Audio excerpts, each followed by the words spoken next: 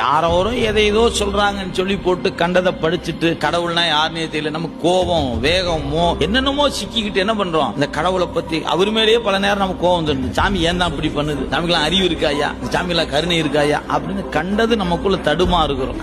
அவனுடைய கணக்கு நம்ம அறிவுக்கு எவ்வளவு படிச்சாலும் எட்டாது, அவ்வளவுதான். ஆனா ஒண்ணு மட்டும் நமக்கு எட்டணும், அவன் எது செய்தாலும் அதில் ஒரு கருணை இருக்கும், அவ்வளவுதான். நம்ம அறிவுக்கு முடியுது, முடிஞ்சா அதை புடிச்சு பார்ப்போம், எட்டுதான்னு பார்ப்போம்.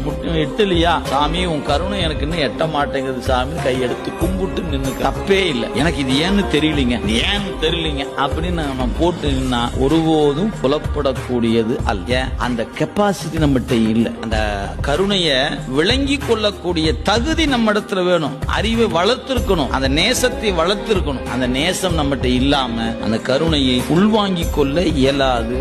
இதுதான் நமக்கான லட்சணம்.